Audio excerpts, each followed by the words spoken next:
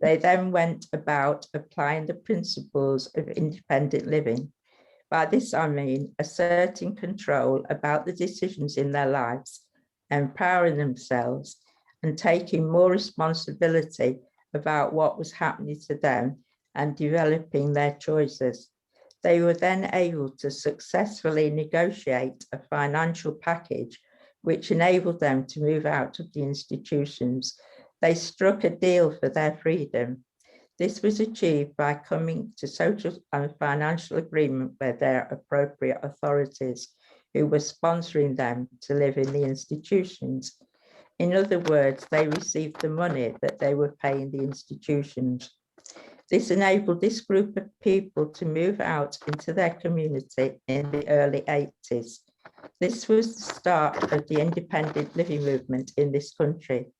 This was a huge achievement that took almost 3 years for them to convince their authorities about the validity of making this possible.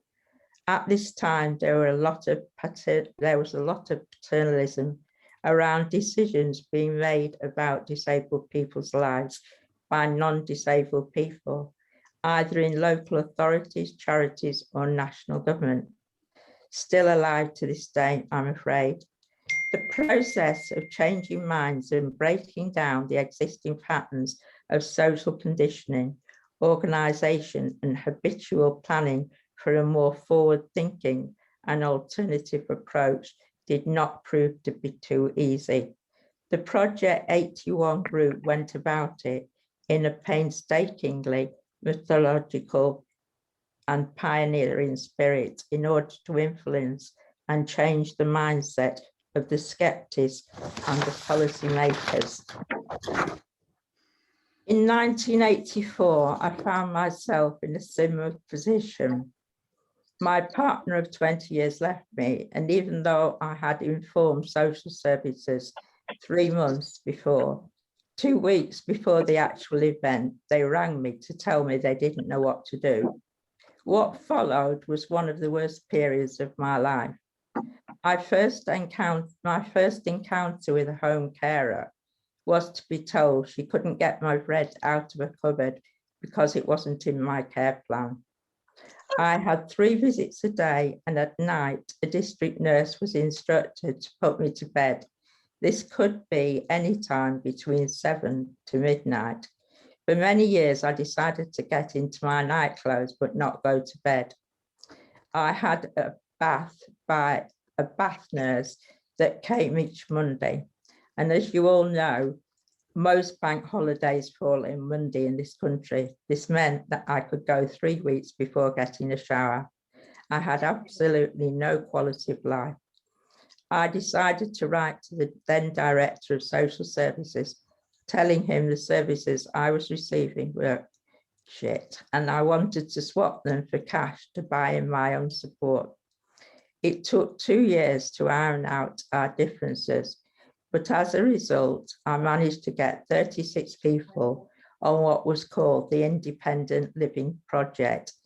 Because in the 80s, local authorities were not allowed to transfer money directly into your bank account, it had to go through a third party. This scheme was very simple to operate. Our PAs wrote down on a timesheet the time they started and the time they finished. This was then sent to a disabled persons organisation, who then deposited the money into your specified bank account. With the event of direct payments, the local authorities were then allowed to pay money direct. Disabled people have fought hard and long to gain the right to live in their home, have support from people they feel comfortable with, etc., etc. I feel we are living in frightening times, brought about by ongoing cuts to local authority budgets, continual assessments and often with an end objective to cut your support package, not to mention charging policies. The fight is not over. Together we are strong. Let's keep up the fight. Thank you. Wow.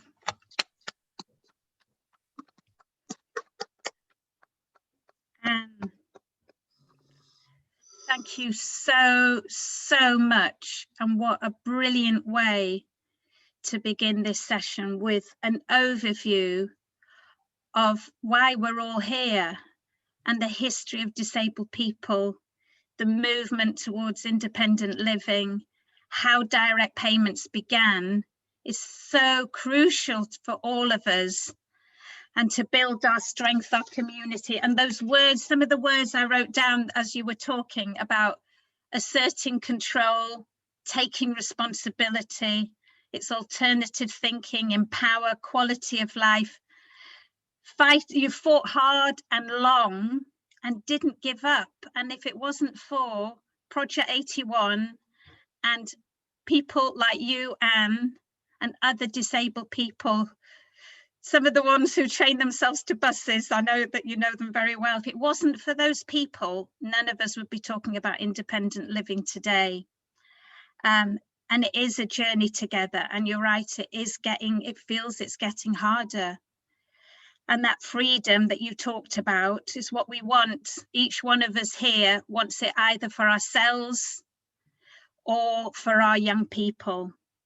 And it was just a huge achievement what you did, all of you did in the 80s, and it's just great and so appreciative to have you here now and to start this session, Anne.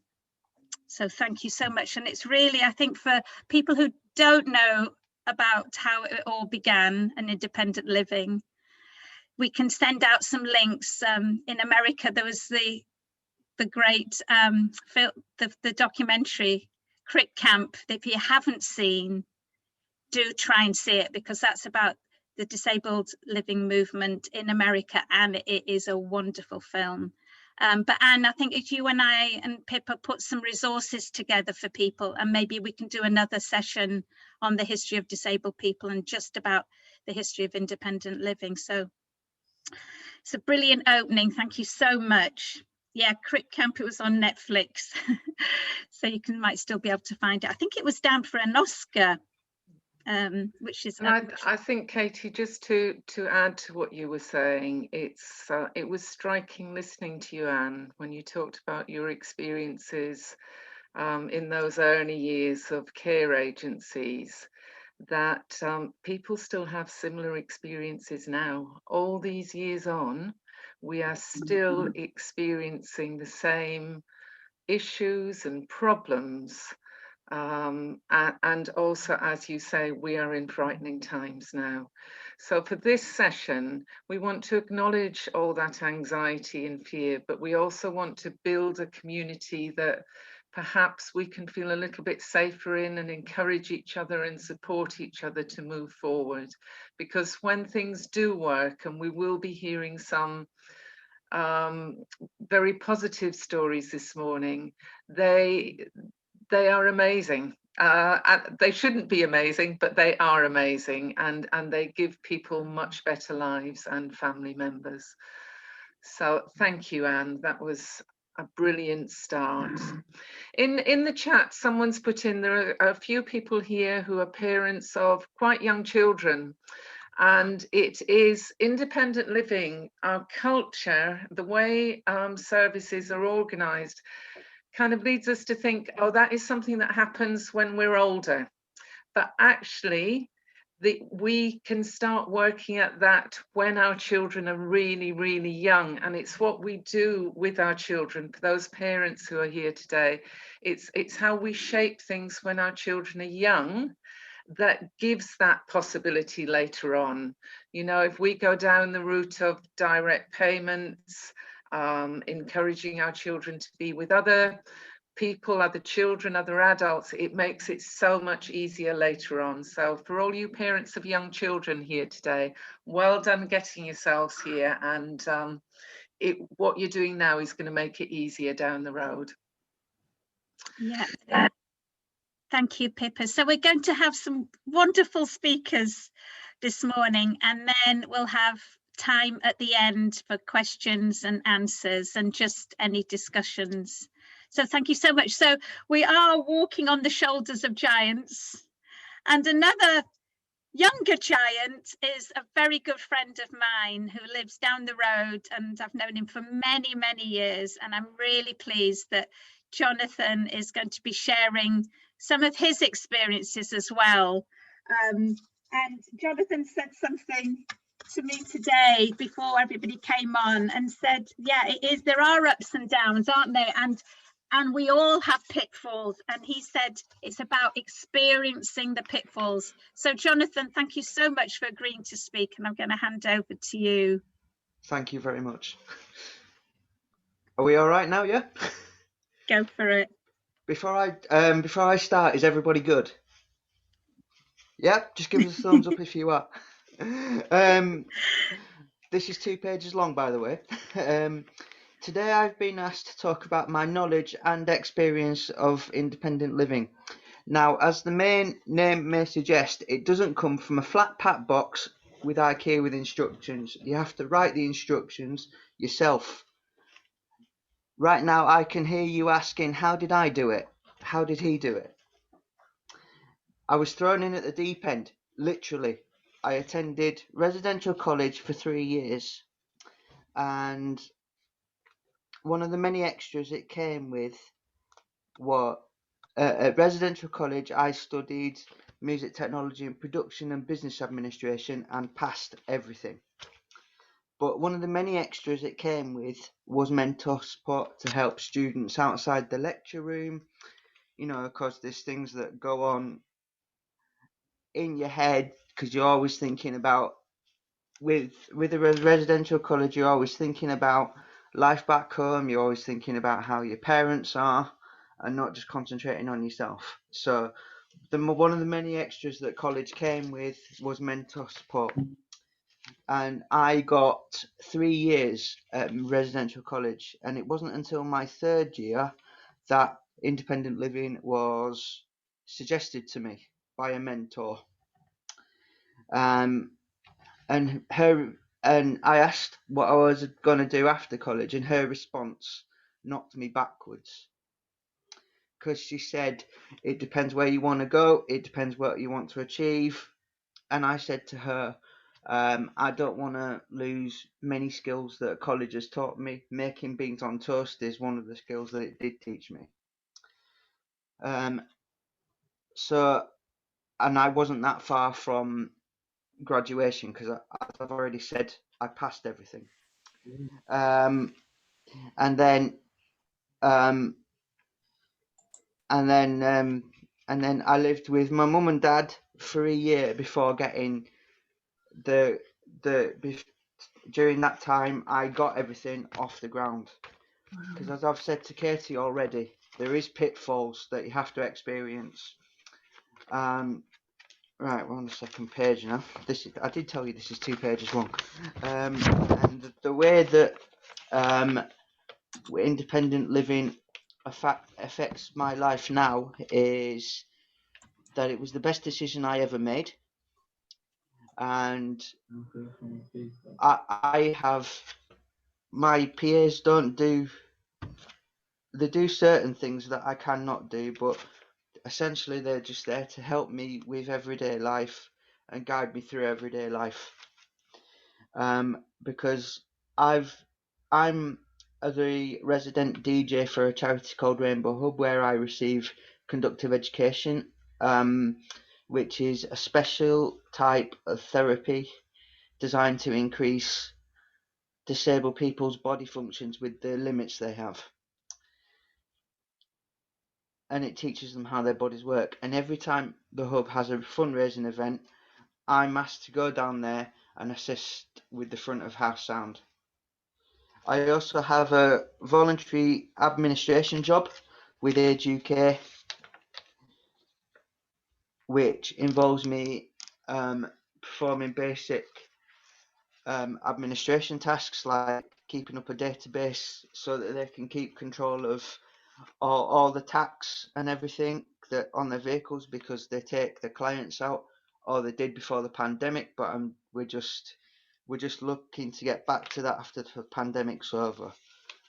And the final section of my talk today is how can you start doing it right now? How can you start building your own flat pack box and starting right now. Once you have the correct care package in place, you just start with the basic building blocks of where you want to go, what you want to do, because each individual case is different. I'm not telling you how to do it, because it depends what circumstances you were brought up in. But and you just get the right team that is right for you. I have, and everything else just clicks into place, and you, most of all, you just enjoy the experience. That's it. Well, somebody said something. That's Hi, it. Jonathan. No, Jonathan, that's great. It's great. And it works so well for you. Yeah. Would you mind just sharing a little bit about the team? How many you've got on your team? Well, What you sort- already know, Katie. I know, but other people don't. And how does it work? Like, what sort of shifts do people do? Because we're going through a recruitment. It's really difficult for us to recruit, and it's difficult for us to know what sort of shifts. How does it work best for you, Jonathan? Well, I have 4, because you've always got to have, I just need to reiterate this, you've always got to have somebody to fall back on, just in case somebody breaks their leg, shall we say. Just in case somebody breaks the leg, you've always got to have somebody to fall back on. So a typical day for me would be, I have night carers as well. 9:30 till about 4, I have day shifts, and they do things like cooking, shopping, and all the rest of the stuff that needs to be done. They go home about round about 4:30. Then I have about 4 hours on my own, and then the night staff come in about 8, and the night staff job is chiefly to be prepared for, to prepare the house, to prepare me. In fact, I can give you an example. I told most of my team that I was doing this today, and one of my team who's just left said to me, I said to one of my team who's just left just now, I said, right, we need to be in bed at a particular time. I need to be up at a particular time because I need to be focused. And then, because what I can do is just tell my team that I need to do something, and they just go, right, and they just take me through the basic building blocks of doing it. Because sometimes my head can be all over the place thinking of other things, and my team sometimes go, hang on, you need to do this first before you do that. It's like, you know what it's like. So that's how direct payments works for me. Sometimes my head can explode all over the place, and my team can just say, whoa, hang on, you haven't done this. And I can just go, whoa, hang on. I can go, yeah, right, yeah, you're right, I've got to focus on this first. So yeah, that's how it works for me. There's one question, Jonathan. Thank you so much for explaining that, which is also actually Andrea's asked it, but it's also right. I've seen it in the chat now. Yeah. How does it work with the admin and the sort of management of it? Well, you've got to have who's asked it? Sorry, Andrea. Andrea, where is she? Is she on my second page or my first page? Show yourself for a second, because I'm talking directly to you now. Nobody else. She's asked this, so she's going to get an answer to her face. Hi, Jonathan. Sorry, what I was trying to ask was more about in your daily life as well as the admin of the team. By admin, you mean direct payments when it comes? Do you mean? Can I ask you something as well? I mean, even in just sort of, in arranging appointments, places to go, in managing your daily life and letters and post and things like that. Well, who's that coughed? Because I wasn't me. Right. Okay.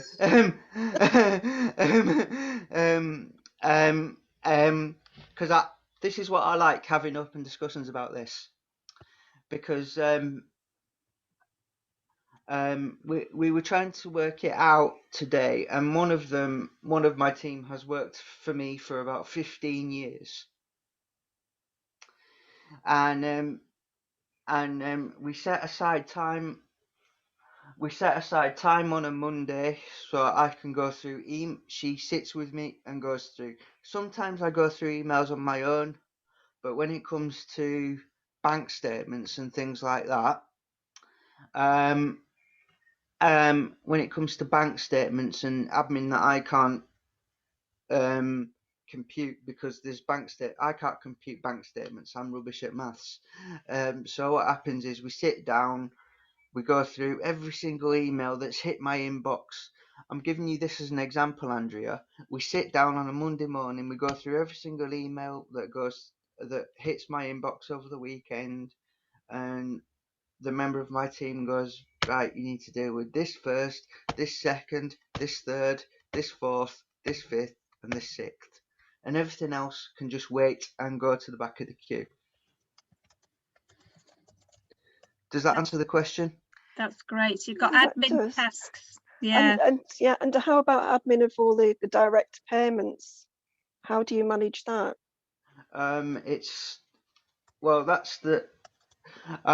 Because when I first started, we had to set aside a day to go because you just because they just give you the rules and they just give you the rules and you just carry them out. And when I first started, and Katie can you back me up on this, Katie? Mm-hmm. You had to set aside a day so that if you had, say you have, like I have, a designated person that manages all the paperwork, all the admin and everything else that goes with it, because all 4 members of my team, they have their own individual jobs within the big job. It's like having it's like having a big machine and having like loads of small cogs in it. Mm-hmm. And everyone else, is this getting through to anyone? I'm just checking if people understand what I'm saying. Just give me a nod or a thumbs up. Jonathan's the DJ, which is why he's got this patter. I'm just making sure that you understand. If you don't understand, just let me go back. Just No, it's just great, stop me. Jonathan. We've got a few more minutes for you to explain it before Kalindi. Where were we now? I've forgotten. It's like a big machine with big small cogs in it, and everyone has their own elected task. And I have my admin. I have my chief of admin with me today, and what she does is she sits down with all my paperwork, all my bills, and just decides where everything goes. And like I said, one of her phrases is, once you've got the order in your head, everything else can just wait. Jonathan, thank you so much. There was a question about, do you live in your own home, which I've answered and said Yep, you do. I can. Yeah, I can give a thumbs up to that person that said it. And yes, it is possible to live in your own home and have direct payments that works. Jonathan, any other questions people can ask in the chat? And then if we've got time at the end, or I can speak to you after the session, because we'll finish your section now.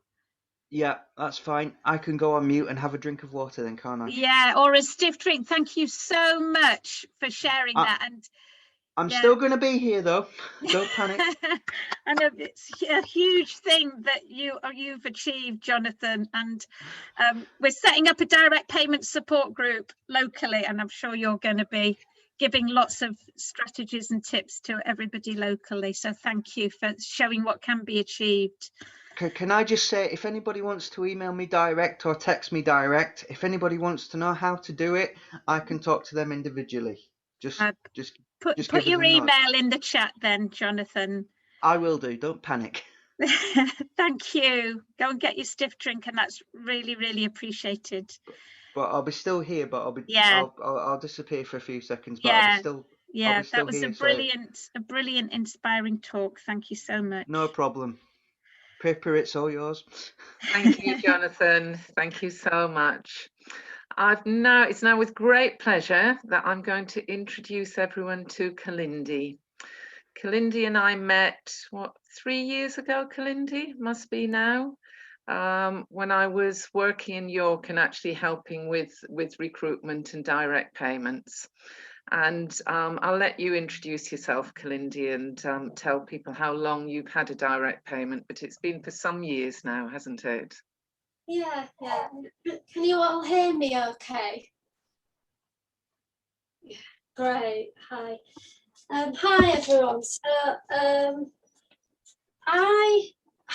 through sort of some transitional changes in my life, would have come from college, and then I went to university 1999 as a mature student, and I knew about support that I could get when I was at York College, so I'm from York, but then when I went to the university, I wasn't sure. I assumed it was just going to follow through via an assessment with my support needs. So I guess at the time, I think the transitional change I assumed would happen didn't really happen. It was a bit hit and miss, but I just thought it's just because of the change. And then so once I kind of got an idea that at universities they have disability units, etc., I kind of managed to get like some educational support and practical support, etc. And that's where I got the realization that even in the university, it was a bit hit and miss with the units. They wasn't sure how to personalize it, sort of, which got better by the second year, I think, you know. But then I guess figuring out what was missing, I became a student warden and sort of worked along with the disability unit there a bit. But I guess when it came to my support needs, again, moving on to my flat and then trying to obtain a care package, but also having a flat to move into, and then I decided to do another course. So I just threw 2 or 3 other things in the pan, which didn't really help, but that's just the way it went at the time when the other courses started. After I'd graduated, I realised I was kind of left alone, and I'd had another assessment done, and I was given so many hours, and then I had to find my PAs. So, but I wasn't sure how or how to use my care package. So it was all like from the start, new again. So I kind of freewheeled it, I'd say, is one way of describing it, and only navigated it to an extent that I thought worked. And what worked really efficiently, I'd say, was I chose not to do any of the admin bit, and just sort of concentrate on doing like the timesheets and just sending them on, and let them take care with all that. I think the areas of support you see my package needed just I suppose, determined what was going on in my life at the time or what I was doing. So I think that's where I felt like the navigation of it wasn't as straightforward, but I felt lucky that I'd umbrellaed a lot of people around me that would support me anyway. So I guess that's the way it's weaved through my life, that I've not always kind of relied, let's just say, on this care package just to navigate me through my life, but I've had to sort of throw a few balls up in the air, and when they start falling down, I'll catch a few and some will obviously drop. And that's been the bit where it gets stressful, you know, like everyone's life gets a bit stressful, but and I've kind of, that's where I realised where if all these other people play a part in doing a direct payment, then why those balls that do drop, why at the outer sort of area that have implemented the support there to navigate you. And I just assumed then there's just too much going on, which I wasn't sure about. See, so that kind of led me working at the university when I was sort of established with my care more in my flat. And when I did like a lecture at the university with social work students around it, I kind of try to go through their process on what somebody like me have to go through. And I guess there'd be other stuff that I wouldn't know what they'd be doing on my behalf. So that's the bit where I guess sort of academically, let's just say, or through their skill set, they'd be doing that on my behalf, but I don't know what they're doing. So that's what I thought was a bit odd, that it's all about me, but no, it's not transparent about me, you see. So, but at the end, like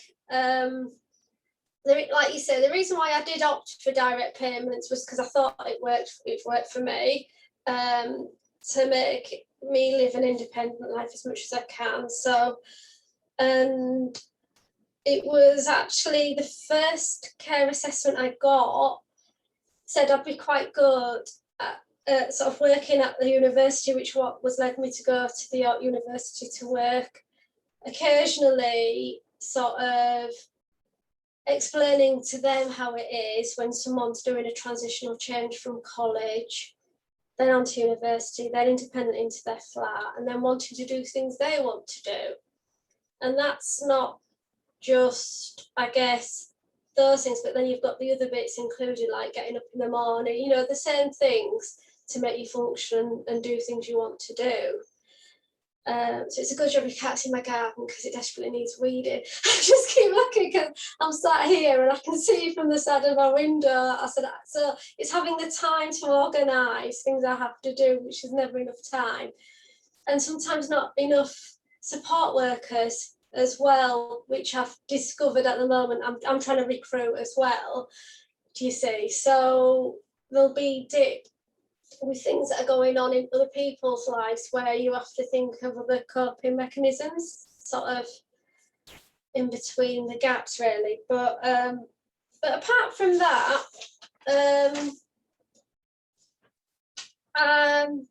I've changed providers, about 3, I guess, since having a direct payment. And the last one I'd say was the best, 5-star. But I think so. But I think sometimes I think it's also good to be on your own if you know, like you have that time so you can think about things that you want to do for yourself. And then, like you say, whatever works, like putting in a diary and then getting a support worker to go through it and then implement it. So that process can ground you to doing things you want to do to get the balance with like work and play, I guess. But yeah, I think I don't think there's anything else I kind of want to add. I think that's about 10 minutes, but if there's anything. Thank you so much, Kalindi. Thank you for sharing what is working and how you came to get the support that you get now and what is working for you. It's interesting what you say about appreciating a little bit of space to think about things. And I think that's definitely something that can happen when we receive care and support. It can we get on a train, don't we? And it all begins to happen a bit automatically. And it is brilliant, like you say, to have a little bit of space sometimes to sit back and think about what works and what you want and what doesn't. We are now, I'm just going to have, there's a question here, Kalindi, from Helen. Helen, would you like to ask this question directly? Hi there, Kalindi. Thank you so much. So we are also under York as well. And I just wondered, you sound like you've been doing it much longer than I have. And I wondered if you were aware, because of the university link, about the York Human Rights City sort of activism that goes on. Are you aware of that? I think I attended one human rights when it was becoming human rights. So I have done that through. It was a link through a university lecturer who is really quite sort of on the ball with it. But I've not kind of, like you say, followed it through, because that would have been before COVID. It would have been before the lockdown. It was just when I think they first announced it, you know what I mean? It was going to be, I went to that meeting basically. Yeah, I get the sense, you know, so we used to be with North Yorkshire County Council, and obviously North Yorkshire is a massive rural domain. And that means that there's always an excuse about the concentration and the sharing of information and communication for people using direct payments or with special educational needs or anything like that. And of course, York is a small enclosed city. I know it's a big city, but it's still a much more easier to target domain. And you just sort of feel that we would be able to do what Hammersmith and Fulham are doing, or to have these hubs that I'll be talking about in a bit. And so I'm just really keen to hear from people in York. So trying to see how we could use the leverage of this kind of almost free PR that they're doing at the university about York being a human rights city, and then how we can jump on the back of that and try to get City of York Council to actually be a human rights council. And you know, for the whole rolling out of direct payments, what Anne had said about it all being something that had started in the 80s, and we're here 30 plus years on, you know, it's madness, isn't it? There are quite a few people from York on the session this morning. So I wonder if afterwards I could, if everyone agrees, I'll come to everyone and maybe just put you all together, and we could start having conversations about this and maybe making a joint presentation to the Human Rights Action Group. Brilliant. Thank you, Kalindi. We are going to move on now. Now, our next presenter was going to be Julie Newcomb. Unfortunately, for personal reasons, Julie is unable to be here this morning. But what she did do was she sent us a newspaper article that was published just very recently about her experience with her son. So Julie is mum to Jamie. Jamie is 24, and he is about to move into his first home. And Julie says it's an ordinary house in an ordinary street in southeast London. And his mum has recently, tells us that recently Jamie has chosen a new wardrobe in his favourite colour, green. Now, this is the first time that Jamie has had his own space. He hasn't lived at home with his family since he was 10 years old. Jamie has a learning disability, autism, and intermittent mental health issues. So he and his family, or his family, he was a child then, but have been fighting to bring him home and get him into an ordinary house for all that time. Jamie went to 4 different residential special schools before being sectioned at the age of 18 when his residential care broke down. He then lived in 5 separate hospital-style units, including psychiatric intensive care, secure rehabilitation, and an assessment and treatment unit. And many of you here will know about the atrocities that happen in some of these places. Jamie was not immune to that abuse and atrocities. He had his arm broken during a restraint at one unit, but wasn't taken to A&E for 24 hours. This has all been reported by his mum to the Joint Community on Human Rights. He has post-traumatic stress disorder because of these experiences. He was discharged as an inpatient 5 years ago. He moved to residential care 10 miles from his family. So that was definitely an improvement, much better than being in an institution, and an institution many, many miles away from his family. But his mum, Julie, says that really this 5 years has been a ticking over period. It never felt like, it was never intended to be, never felt like a permanent home. And now Jamie is saying, I can't wait to live in my new house. He is so looking forward to it. And at the minute, as we speak, he's planning, and the move will be soon. And I'm just going to jump to Jane, who is talking to us about housing shortly.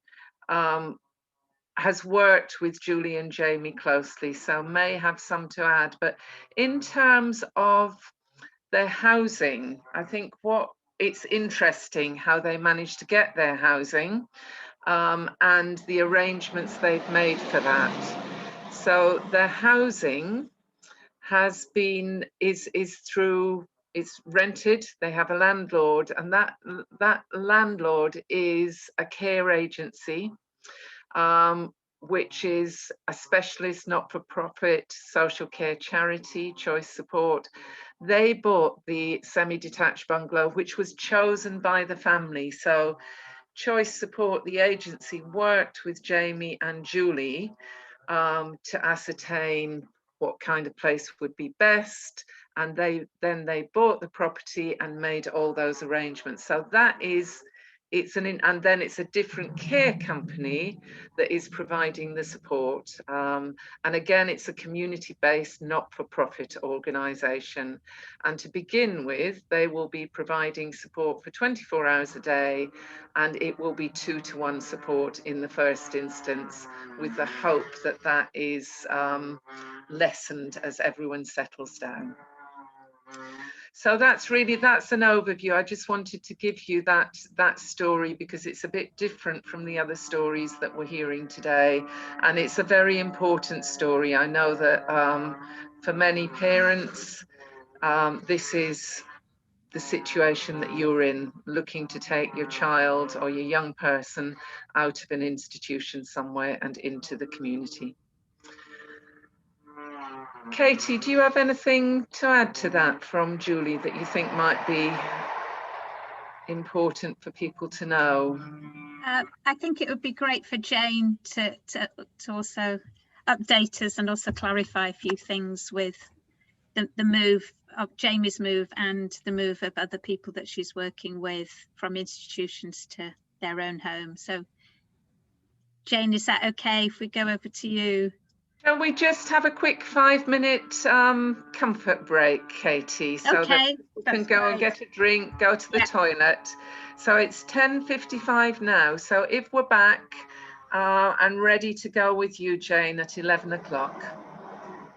I want to test. I'll see you all in 5 minutes.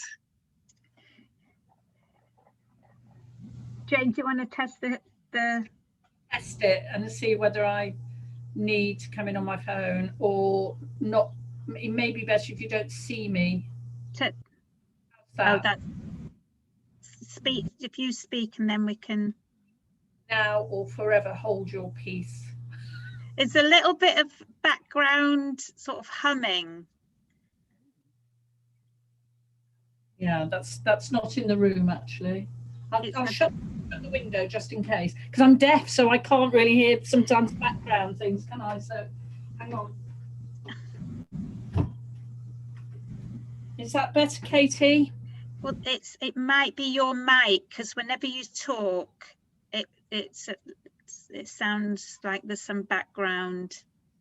gosh, that's just, I'm going to do it on my phone. Okay, I'll let you in. Oh, I'll let somebody else that needs admitting as well. Yeah, if you. Yeah, okay. Do that. Okay. Oh, Lord. Oh, dear.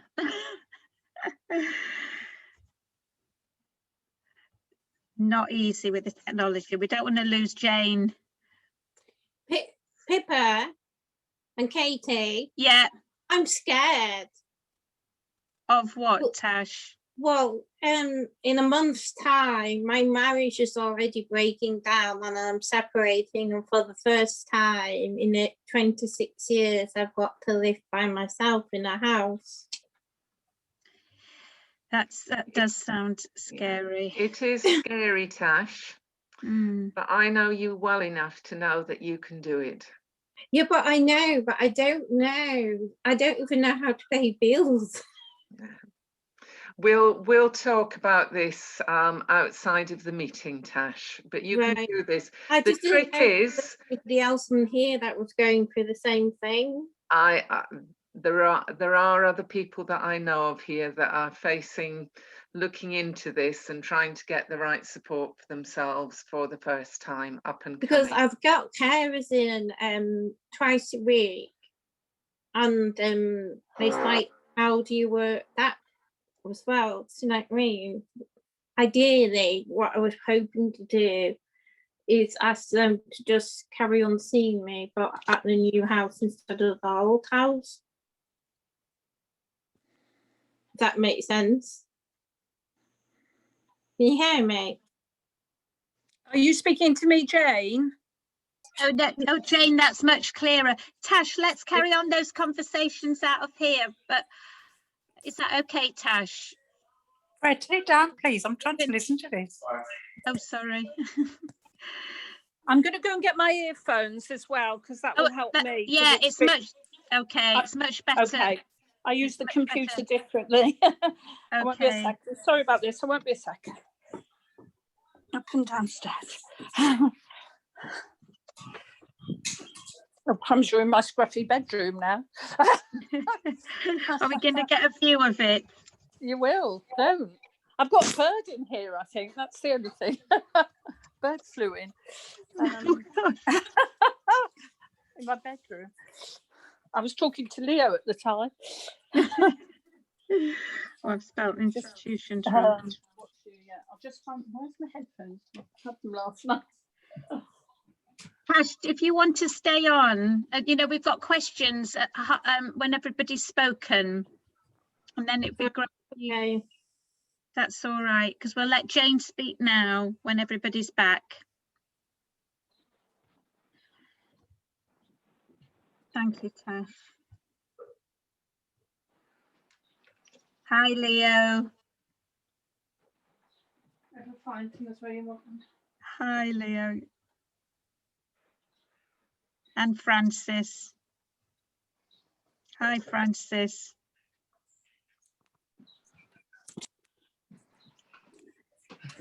Ta-da! Under a big pile. Right. Oh, Lord. Don't worry, Jane.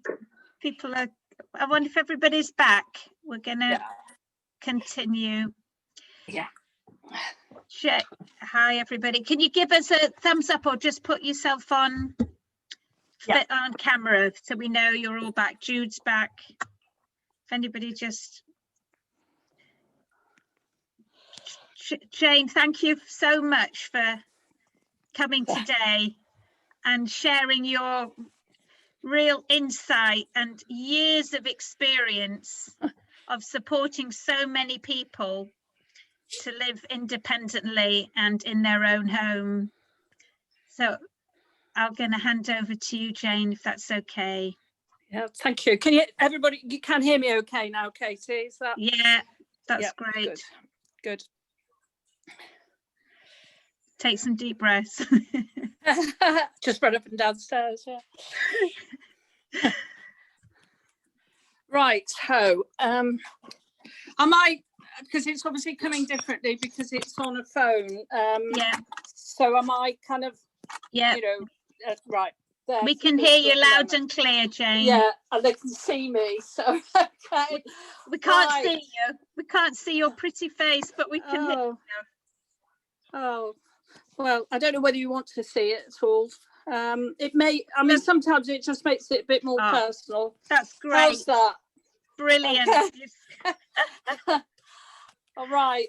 Sorry about that, everybody. I've been really struggling with my internet this morning, and it's what we use all the time now, isn't it, for meetings and things. So I'm a much more, you know, meet up with someone and go through things person, but this is the way we've had to meet for quite a long time. So I think because I've just got 20 minutes really to talk about things, I wanted to concentrate very much on how it is out there at the moment to get housing, not really about... Sorry. Hello? That's okay. Can you hear me? Is that okay? Mm-hmm. Yeah, sorry, I thought somebody was saying something to me there. I want to concentrate on what it's like now, because I have got a lot of history, and if people want to talk about how we manage to do things and how things continue, I think you've got a great lineup today that's going to actually explain how they actually got to where they got to. And, you know, all of the people that have been talking so far, it just didn't happen just like that. It's not something that, you know, descends on you very, very easily. It's something you've got to, you know, work very hard at. So that people who are currently coming in and starting to talk about their young children, I really think they need to start thinking really early, just as Pippa said, because I think we need some very, very big changes in what's happening at the moment. Now, I'm a person absolutely full of hope. Okay, because actually being in despair doesn't get you anywhere. When you are in despair, what we've got to look at is a hopeful future. So these type of groups like Katie has, and suggesting where people get together to do things, is the way forward, because there are really good ways out there to get housing and get the right support if you collectively work at that. So let me give you some examples at the moment about what's available out there. And it seems very much to me that what we've got out there are two models. And if I use the word models, just forgive me, because I don't like models of things. And when I mean models, I mean almost like a Lego model. You know, that's how people kind of see, well, we need that type of housing or that type of housing. And what they do is call those models. And I've tried to get away from that word for many, many years, but I've come to learn that if you don't actually have something that people understand, so commissioners actually understand, then you're just talking a load of nonsense to them. They want to see something, touch it, feel it, know what it costs. And that's what we need to have, something to present to them. You can alter those models, but that's what they're called, models. So, you know, that's how I'm starting to present things to commissioners as, look, these are the ideas, they're models that you can look at. That's that type of model. This is this type of model. Cost it, show them what that actually is. So at the moment, there's two models, it would seem to me, not very much more. One is where people say what we'd like is supported living being either a 3-bedroom bungalow for somebody with complex support needs in a leafy suburb, because sometimes people say about noise issues, etc., with a staff team around them. And quite often people are going into those situations with their kitchen locked off, their bathroom locked off, a high fence around it, a corral at the front for getting people out of their property into their adapted vehicle that has a bit of perspex going across the vehicle, and all the staff sit in the front and the person sits at the back, quite often harnessed in, and actually has a great day out in the community, just often on the vehicle, and gets a takeaway and comes back. And as institutional as the place they may have come from, or the complete opposite to what people would actually ever think about as supported living. Another option from that very similar model is that if you share that, so that commissioners will say, right, well, you know, can't do a bespoke one, but you could actually share with someone. So there's 2 people or 3 people living in a property with a care team, often going out together, often doing the trip together, the day out to the supermarket, getting the shopping. And I saw that in the 80s and 90s, and I'm still seeing it now. And if you think it's different, yes, there are different examples, brilliant examples of what people have been saying today.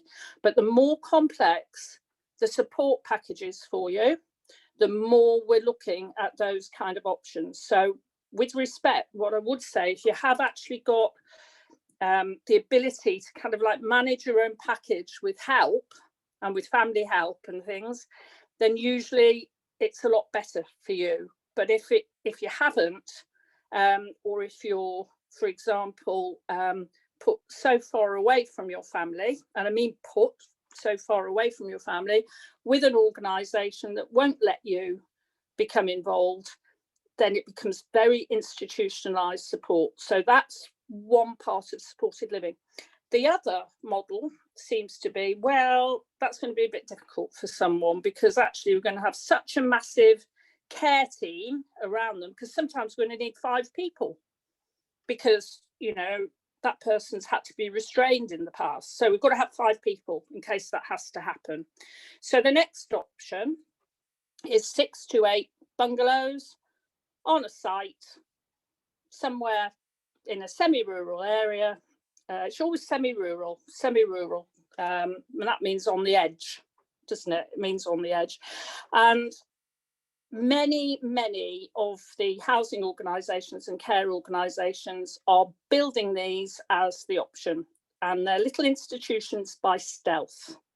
Now, if that's done differently, if people got together and decided what they wanted to have was some sort of commune and some sort of place where there could be some community housing, and that could be mixed community housing, that's a very different matter, very different matter. Sometimes it's nice to have a bit of strength in numbers. It's nice to have some peer support from people around you, have your own home within that. I've certainly, in the past, I did an arrangement where there were 4 people, and they all wanted to have their own place, and we did 4 flats of shared ownership.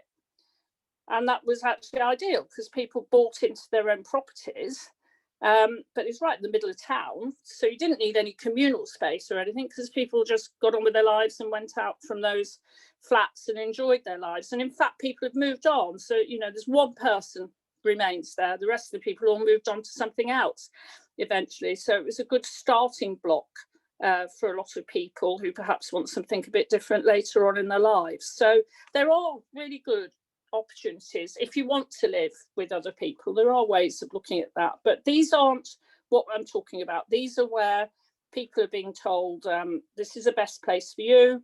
1 care provider, again, called hub and spoke arrangement. So they used to be called core and cluster, but now very technical term because it sounds better. Kind of hub and spoke. It sounds more scientific, doesn't it, about, you know, how you can actually do that.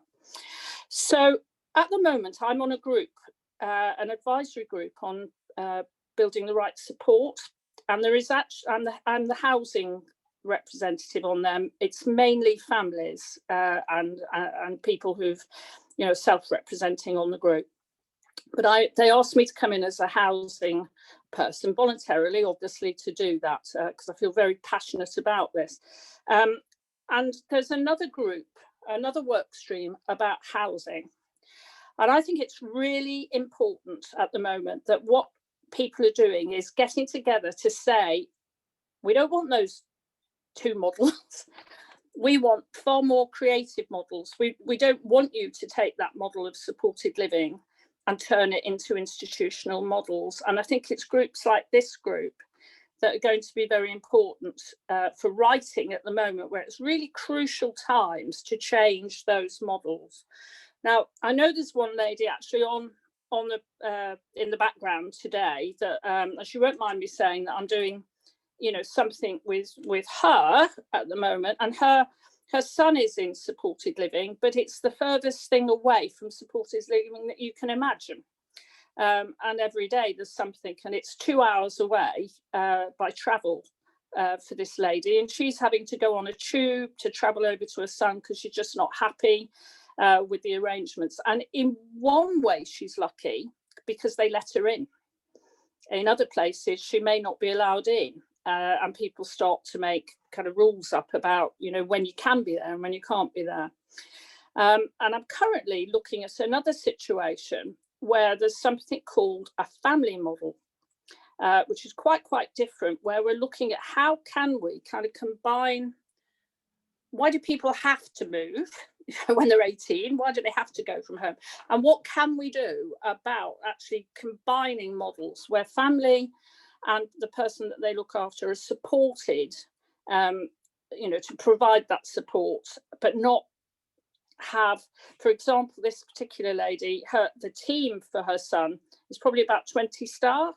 So when you start doing that as a direct payment and taking the responsibility for 20 staff, it's almost like a small company that you're having to manage. And perhaps as you know, you get older and things like that, it's not necessarily the things that you really want to take on.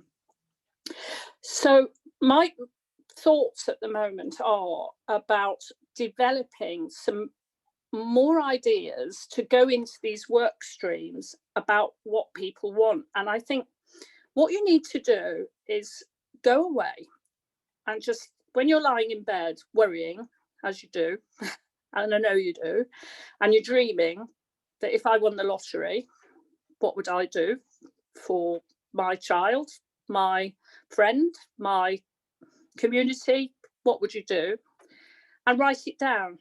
And actually say, with all the money in the world, this is how I provide the housing and the care and the future, because a lot of people think that's all around money, and do that. And just put that dream down.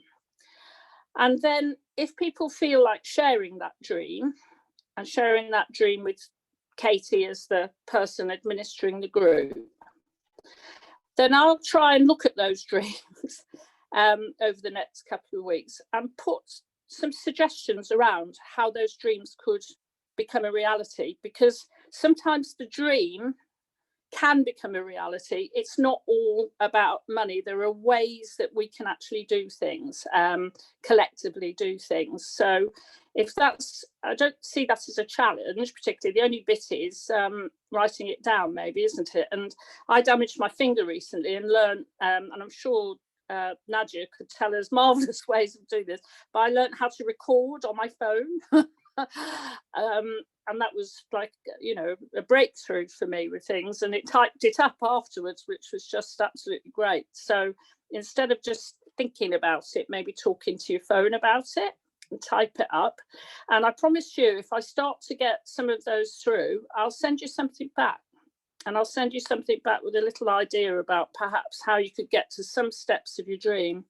Currently, say an amazing woman that's on listening today, and currently we're at the start of that dream, and we're planning something quite different, and that's what we need to do. So I didn't want to come and talk about, well, you can do it this way and you can do it that way. Start with how you think it would work, and forget about how that gets funded, forget about how that happens, just put that down, and I promise you I'll have a good look at that. How's that? That's great. So Jane, I want to thank you so much for that idea, and you've clearly expressed about how independent living isn't independent living in some cases, and it would be great to bring Bob in a short while, because Bob's put something in the chat about how independent living isn't just about direct payments. So absolutely. Yeah, and I think the reason we wanted you here today is because housing is crucial. To independent living, and if we can do anything to help you and your work strategically, Jane, with everybody here about having different ideas, and you use the word model, which I know you don't like using, but we have to use it. Use it because we've got to. What I absolutely, totally, and these people can see it, the commissioners can see it, touch it, feel it. So we've got to get as near to that as we can. We've got to put it in front of them, and we've got to put it in front of them almost as a business case nowadays. And that feels so wrong, but it's how it has to happen. Just so I can just say a little bit about Julie's situation as well, because I was, involved quite a long time with Julie's, and that, I mean, it didn't just come about. I mean, you can see the terrible, long history of her son, and 10 years of just putting him into, not her, obviously, people putting him into all sorts of different services. And no, that broken arm wasn't reported for 24 hours, but it needed Julie to get the CCTV for people to see how they'd shoved his arm up his back and broken it, and then not even taken him. So you can imagine the trauma that young man actually experiences. So, we've got to really be careful of, about where he lives and who he's with. His trust has gone with people. Just to be really clear, because you have to have a housing provider. Please do not go with situations where the care provider is actually really connected with the housing. And we fought long and hard for a housing provider to actually get the grant, because this was a grant aided arrangement, because Jamie'd been in hospital. So it's not always available for people who haven't been in hospital. There are other ways we can do things. But Choice Housing, not Choice Support, did the housing. Choice Support offered to do the care, and Julie picked a different care provider. And it was very, very clear that she wasn't just going to pick the care provider associated with the housing. So it's a completely separate organisation, Choice Housing, to Choice Support. They are the same organisation in one way, but Choice Housing is separate. But Julie's care provider is a completely different care provider for Jamie, and that's the best way forward. If you see that combination of the care provider too connected with the housing, it's not a good option. Not a good option at all, and something we should be avoiding. So I just wanted to make that clear. Okay, thanks very much. No, thank you. Yeah, I'm not. Yeah, I wasn't going to stay because I've been asked to go on a person-centred planning meeting for a young man who needs housing, and it was Julie from In Control, and she just linked me in with it. Just Jane will come, which I have agreed to. So I can't stay for the rest of it. It kind of, was a bit. I'm not saying it's short notice, and I'm annoyed about that. It was just, so I had another arrangement planned as well, but I really wanted to come today and encourage people, get that dream written down. Thank you, Jane. We'll send the dreams to you. Could you put your email as well, if you don't mind sharing that? There's people asking for it. And then it is, sorry for the short notice, and we will definitely do something around the dreams together, and maybe another session after the summer holidays. Brilliant. That's great. Thank you, Jane. Yeah. Thank you, Jane, so much.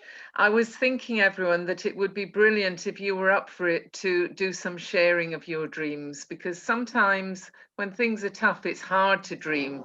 But when we hear other people's ideas, it can really help us come up with our own. Apologies for this noise. I'm going to go on. Okay, I'm going to go over to Helen and Ollie. And that's going to be great to hear from you. And then Bob, if you don't mind, if you want giving me a thumbs up, and bring you in next to talk about what independent living really is. Helen and Ollie, you have to come off mute. Sorry, guys. Okay. Hi, my name is Ollie Eden.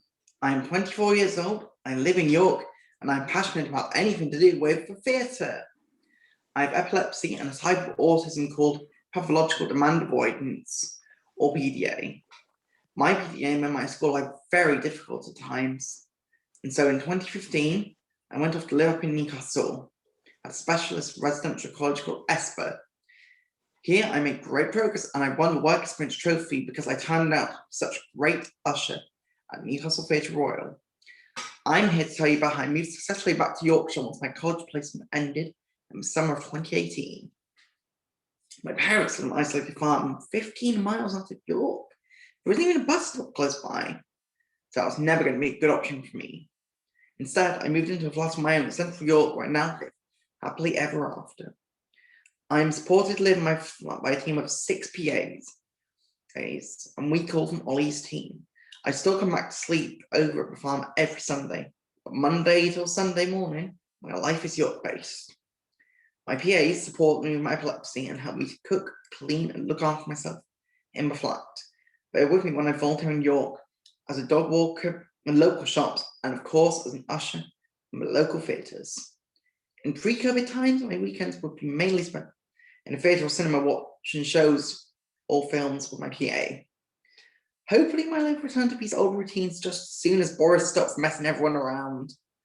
So now I'm going to hand over to Mum who will summarise the journey we've been on to get to this place where I'm so happily settled. Lovely, lovely. Shall I? That's brilliant. Would you like to stay here? No. Do you want to go and sit somewhere else? Okay. Hi, everybody. Thank you, Oliver. Thank you for this opportunity to share our story.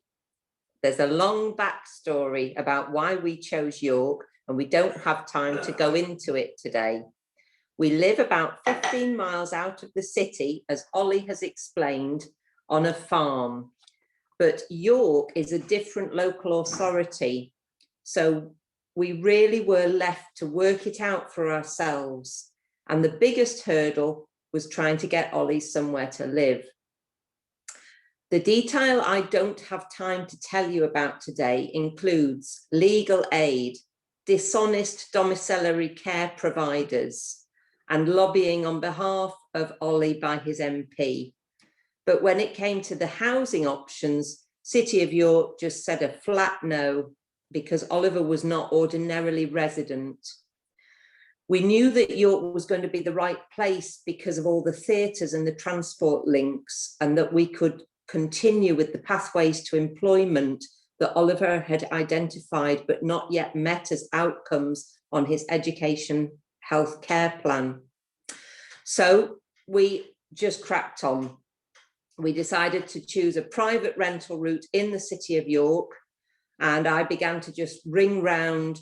I was geared up and ready for letting agents to say no, get lost, no DSS, no benefits. But as soon as I explained that I was willing to act as a guarantor and co-sign the tenancy agreement, just like you would do for a university student, there didn't seem to be such a problem. It also helped because I had already applied for Court of Protection deputyship for Oliver in 2017, because when he was at the Specialist Residential College in Newcastle, he was assessed twice as lacking capacity in key decision-making. So this meant that as soon as he had an address in York, he could claim universal credit and therefore housing benefit to help fund his new life.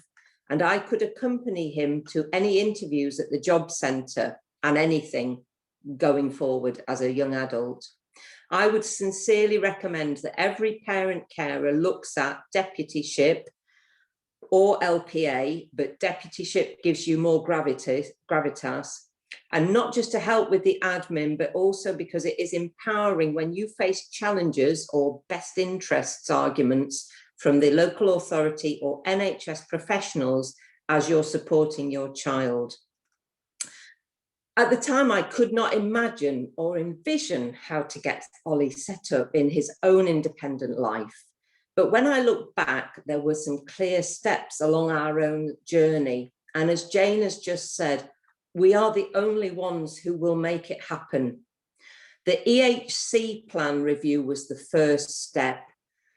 But then in late 2017, I attended a conference in York where I heard a parent carer called Alison summarise how she had helped her son to live with a team of PAs in his own house in York. And it's the light bulb moment. I had never thought of this.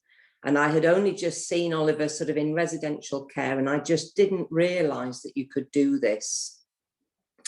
Alison went on to help me, empower me by sharing things like the paper templates of her job descriptions, the induction training manuals, links to local professionals like Pippa, who would help me and help with things like recruitment.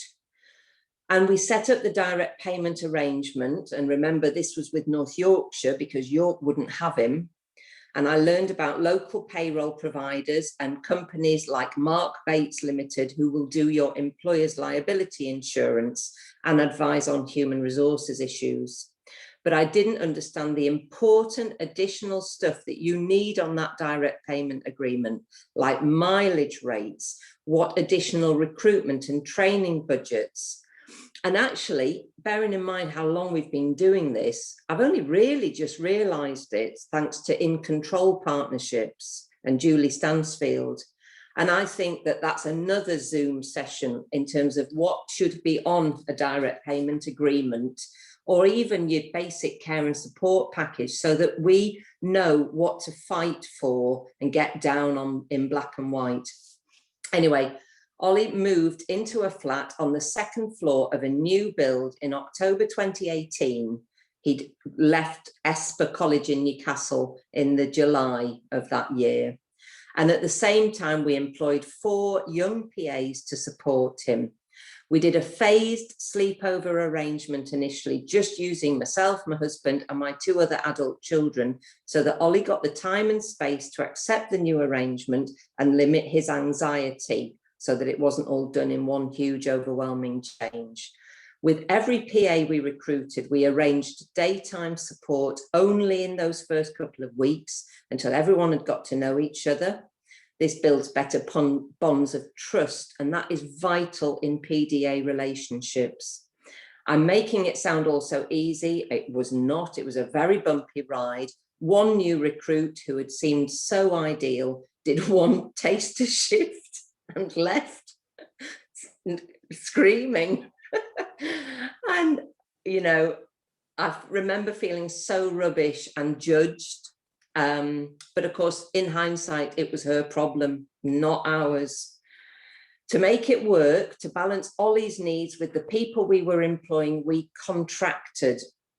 We've always had to do this with Ollie. We have to negotiate and we have to contract. It sounds a bit twee, but it's a method that becomes second nature when you have a PDA child, because you've always got to have almost like neuro-linguistic programming, and you've got to be discussing what is fair and reasonable on all sides in order to try to move forward positively.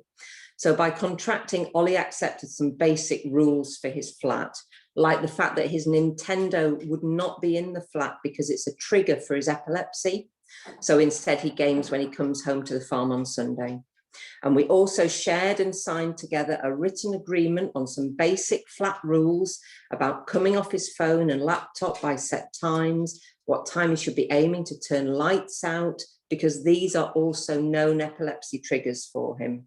And that gives us leverage. And I do realise that this may be much harder for other families to just roll stuff out like this. But Ollie ended up realising that if he wanted a life in York, it had to be a safe life and something that was fair and reasonable to everyone else supporting him too.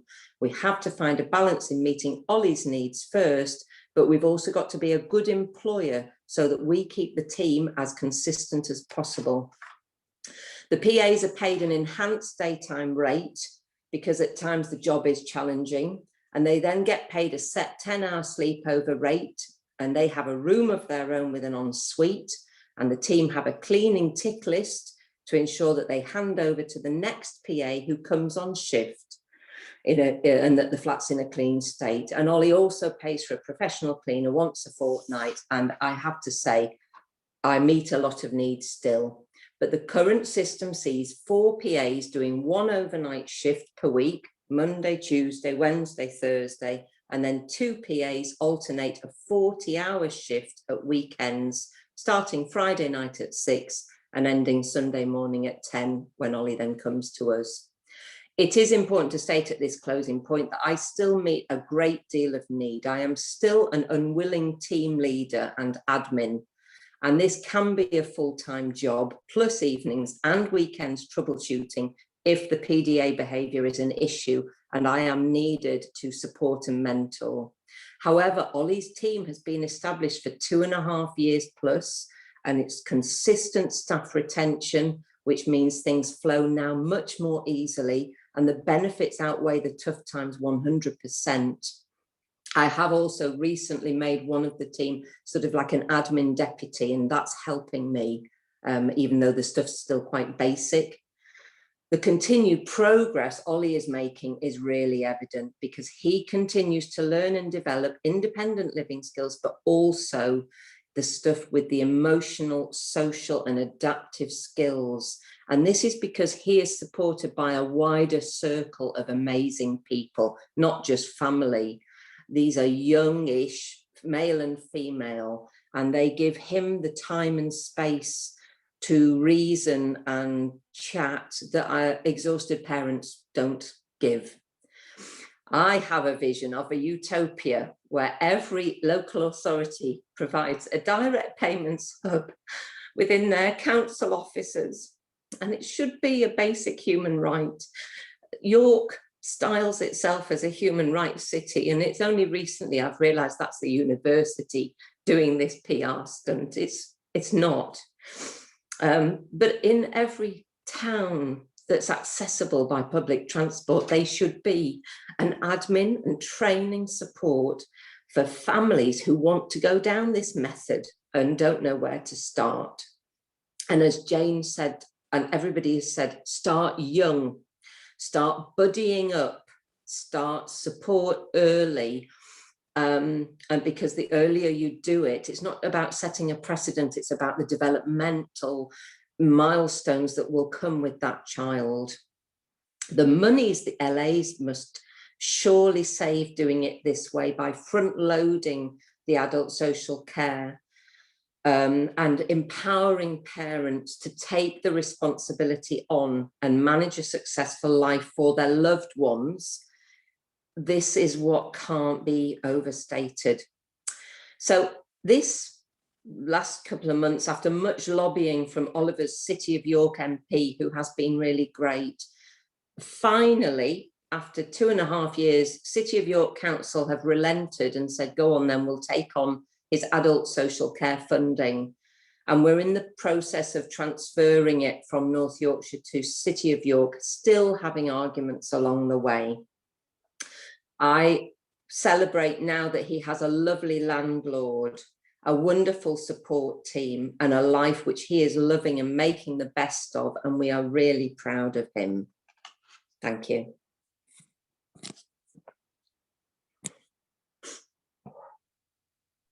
Thank you so much, Helen. Thank you so much, Ollie. PDA, massive PDA. It's gone up. But it's brilliant, and he absolutely owned it. Helen, thank you so much. And it is incredibly emotional, and the amount of work you put in, and we're all like nodding because we know that's the glue that holds it together with something like this. And this, the hours and how you've worked it out, and all those, the recruitment, and then all the training. Somebody's asked about the training that PAs do. Yeah, it's as I say, having finally realised things like Julie Stansfield at In Control and stuff, you know, and just not, I knew North Yorkshire just give nothing away, and they always have eyes on the public purse, and I do understand that. But bearing in mind, Oliver does get some NHS funding because of his epilepsy as well. You know, you are so left in the dark, you are so left on the journey on your own. And it's that thing about we shouldn't be doing it in isolation. And it's only when you come together and network and you think, oh, that's sown a seed, or there's a light bulb moment, and then you can go off and develop that. And that's, I think, that idea of communal going forward. But it is paying off for somebody with real behavioural issues that will always be like a learning disability for him. You know, he saw a job advert recently on Twitter, and it's to be, they're recruiting for ushers at Leeds Grand Theatre. And he said, you know, he still needs help and support and always will to do it. But the very fact that, you know, he said, I want to do that, I want to look into this, shall we? And he does treat me like his PA, you know, but, you know, you're just going back, no, it is you, you know, that's fantastic. And we are helping you, which PA, as Jonathan was talking about, you know, different PAs fulfilling different roles, different days of the week. Oliver has some Asperger's, and that means that it helps for him to have quite set routines. That pre-COVID, we were just on this beautiful trajectory towards a lot of work placement and buddying up with a PA specifically on, you know, different roles. And of course, COVID's done that, but it's not blown it away. It's not the end. It's not a disaster. And that's the other thing, that the more you focus on what you have and what you are making and creating, you make and create. And the minute you focus on what you lack, you will only ever perceive lack. And it is just like a wake-up call. So you have to focus on what have I got and what can I create. It's a bit preachy. No. Oh, Helen, no, that is such good advice, and it works. It works. It really works. I promise you, it works. It's like magic. Thank you, Helen. Thank you for sharing your magical seeds around here, and a huge thank you to you, Helen. And I'm sure this isn't going to be the last time that we're going to be having these sessions, and that would be great to have further involvement. Well, thank from you for Ollie. putting them on. You know, they're just brilliant. Thank you so much. Somebody's just asked about the challenges in moving to York City, and why is it so difficult? Why doesn't it just happen? And it doesn't, does it? Absolutely horrendous. And bearing in mind, North Yorkshire and York are next door to each other. There was no co-production between the two authorities. To be fair, at North Yorkshire, Oliver had a really nice social worker, but our journey, you know, we did look at supported living on Tesco, near Tesco Clifton Moor initially, but the domiciliary care provider there was just lying, to the point that the social workers at North Yorkshire also said, whoa, no, this isn't right. So we stepped away from that, and that's when it was like back to nothing. Okay, well, we can't put him in this grim place next to Tesco at Clifton Moor. What do we do? Okay, balls to it. I'm going to go and just start ringing the letting agents, thinking that they would all go, oh, no benefits, oh, no. But they said, no, this is wonderful. He's still with this, you know, it just worked. But there are always going to be knockbacks along the way. Of course there are. Thank you, Helen. Thank you. There's some questions, if you don't mind responding to them in the chat. But thank you. When you take a breather, go and get yourself a... Yeah, no, I'm fine, honestly. Okay, yeah. Thank you so much for that. And we're going to hear from Bob. It's the first time, Bob, I think, that we've had you on these sessions, and it's brilliant that you're here and you can contribute some of your experiences and your clarity as well. Over to you, Bob. Okay, can give you a little bit of background. First of all, I'm the engagement officer with Act for Inclusion that was called Reclaim Social Care. We are a campaign body made up of very different voices who are all coming together because we recognise there's a crisis within social care, but there are 57 different varieties of solutions. Most of them aren't actually much better than what we've got already, because we don't believe it's just a matter of creating more resources that would help, nor is it just about taking things into public ownership at the hand of private companies that just want to make money. We actually want to go back to basics and transform the way in which we see the support needed for both disabled and older people. I am a former planning officer for Birmingham Social Services, so I've been both poacher and gamekeeper. And next year it'll be 50 years since I first sat down with Paul Hunt and talked about what is disability.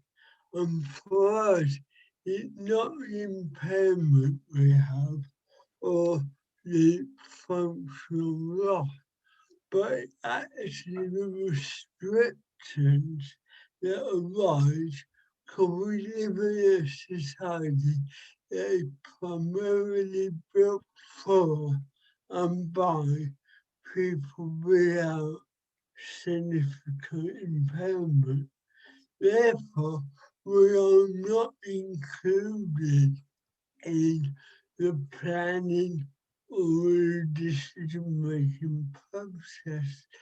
So in America, independent living began because it wanted to meet the immediate practical needs of disabled people who did not want to be institutionalized in hospital, but actually live in and be active within their own communities.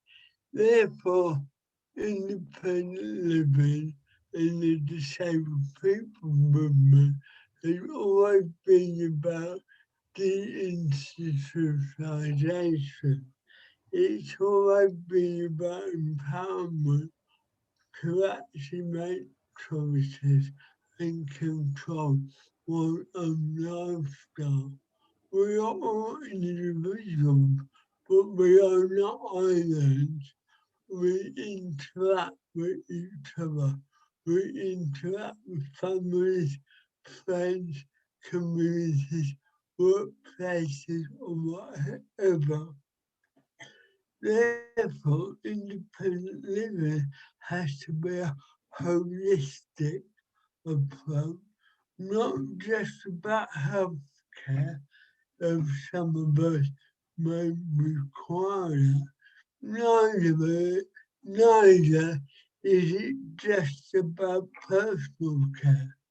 That is important as well, to get support to do what we physically are unable to do. But primarily, those two sit within the wider agenda of social support to actually have a lifestyle. So, as we've heard already, it is about housing, it is about transport, it is about going out, it may be about working, it may be about actually rejecting the way we're seen and treated by local authorities. Now, I'm going to upset some people proud, but I see direct payment as a necessary evil. I don't see it as the be-all and end-all, because just getting money to manage your own care or your own support is actually taking full responsibility. but what are you actually buying with that money?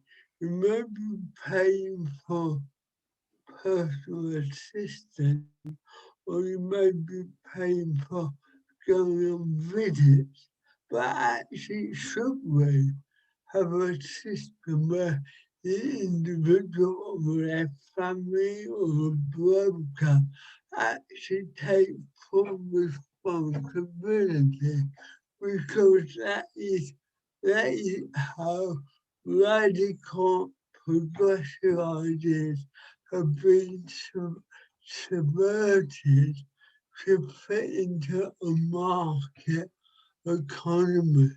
And we all know how difficult it is to manage to recruit personal assistants. And it's also time consuming to train people to do what we want them to do. So what we are arguing is that we got to maintain direct payment, recognize they work for some people, but this is not a one-size-fits-all approach. What we want is a system where actually, I think, looks at the multiple ways in which we interact with our immediate and distant environment, so that we, as Helen said about having a hub, I believe, yeah, we do need a hub that is run by communities that are not local authorities, but communities where people who need support have a direct voice in shaping that, and we move away from a needs assessment that is based on what health or impairment you have, to actually incorporating that into what kind of lifestyle you want, and what needs to be done to make that lifestyle meaningful to you.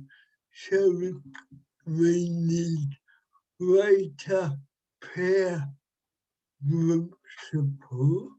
We need older and disabled people actually co-producing with service providers, with national and local officers, to actually map out not just a service, but a system that value all people, that value their diversity, and value their lifestyle in a framework that actually empowers them to have direct control over their life.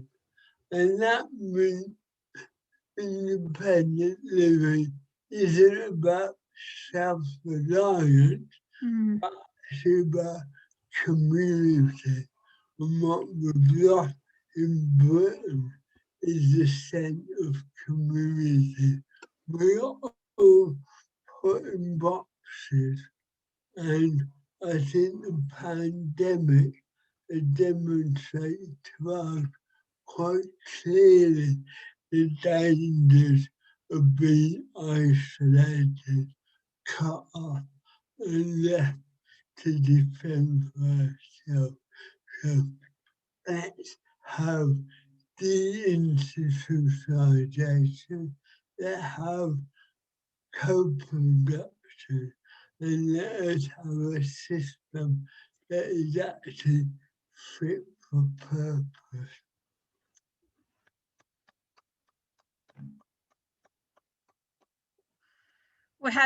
We've had a great start from Anne, and the disabled people's movement. And I think ending on your note, Bob, which is just like so powerful and so much information there. I feel it's about we've got a whole series of courses that we need to go on and learn from you and Anne and disabled people and a rights-based system. And I think how you said about how it values all people.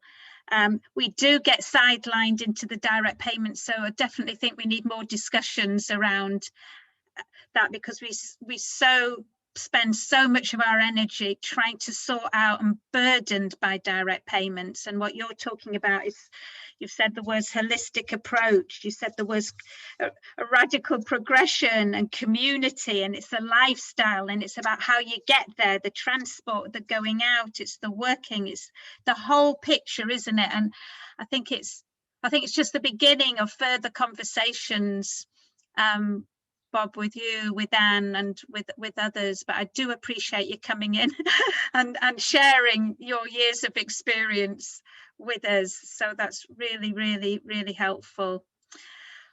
Wow. So thank you all so much. We've just got 10 minutes. If anybody would like to say anything, I think there was a question to Bob. And there's a few other questions. Bob, somebody's just asked about when you were involved in planning, did you feel that you were fully included and that your views were valued, especially in decision making around independent living? That's a good question. No, it was a struggle. Often I was taken to be a service user. I've got a funny story I haven't got time to tell about how I got dragged out of an office one because I thought I was a service user, not the man from central office. But it was a fight, and we weren't listened to. We did propose a radical assessment policy that worked within the social approach. But of course, we came up with other professionals who are rooted in this individualistic medical approach, and they just want a quick tick box approach. Can you do this? Can't you do that? Which does not give a true picture. And we see that with the personal independent payment, the danger of going down that route. So no, I wasn't always listened to. Sometime I was. Thank you. Thank you, Rob. Oh, wow. Anybody else that would like to make a comment on what they've heard? We've only got another 5 minutes, but anything from what you've learned today that you think that we could do more of or take forward? Would you like to meet again and have some discussions? Would you like to do a course on what independent living really is? If you got anybody like to come off and just say a couple of things? Oh, and Anne, thank you. Thank you so much. I'm sure we'll be doing more work with Anne moving forwards. It's amazing having you here, Anne, and giving us the history and the background. It's really important for us to know about.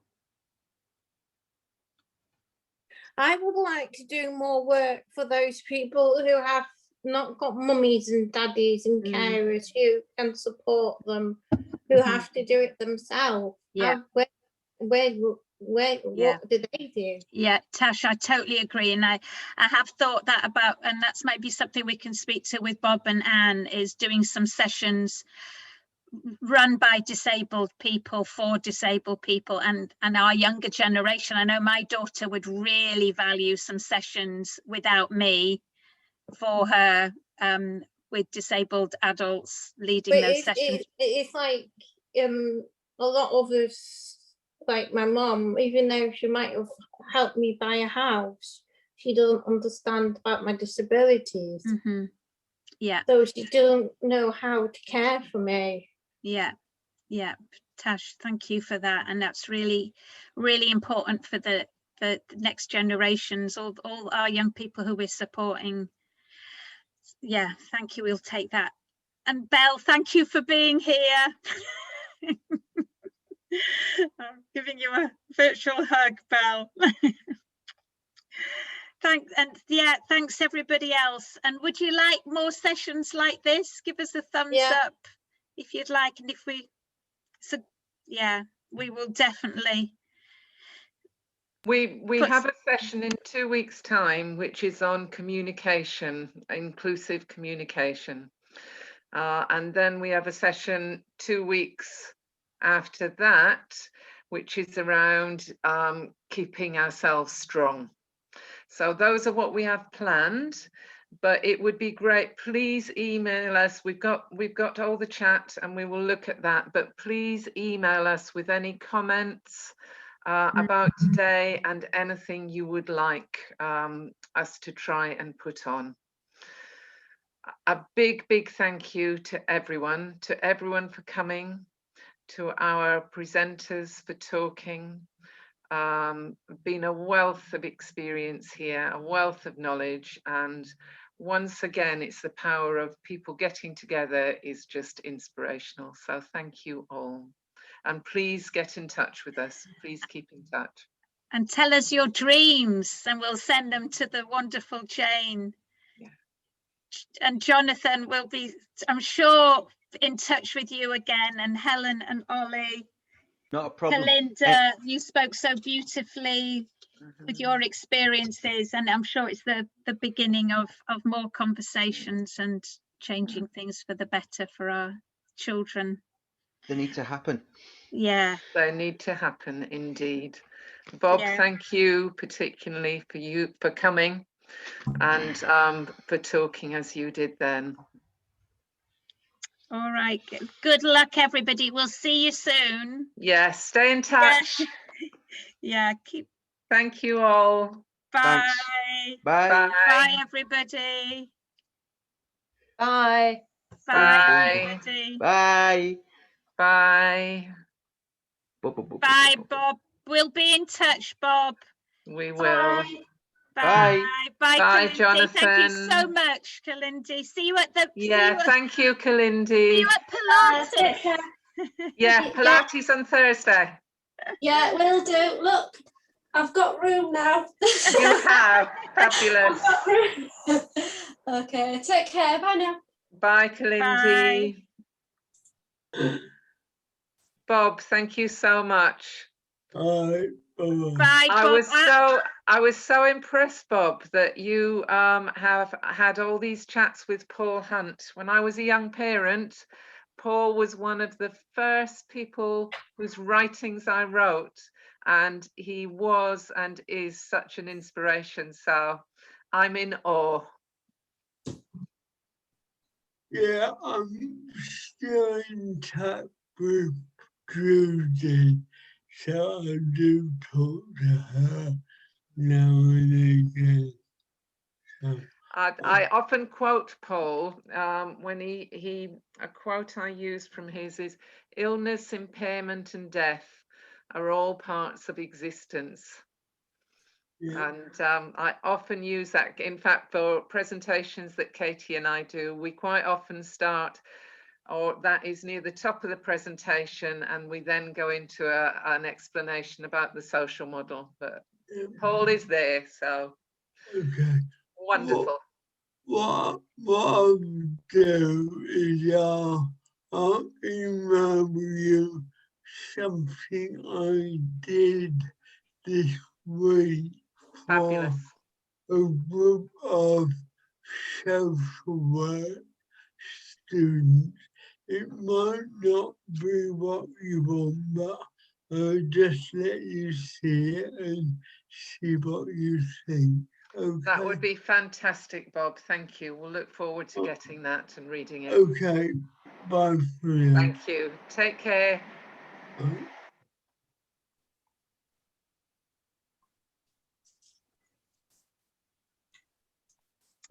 Thank you. Bye, Kalindi. Tash, how are you doing? Yeah, I was waiting to speak to you, but because you said Pippa said I could. Hi, yeah. Hi, Tash. Can you not get out, Kalindi? Shall I take you It's out? just Shall I your kick you mouse. out?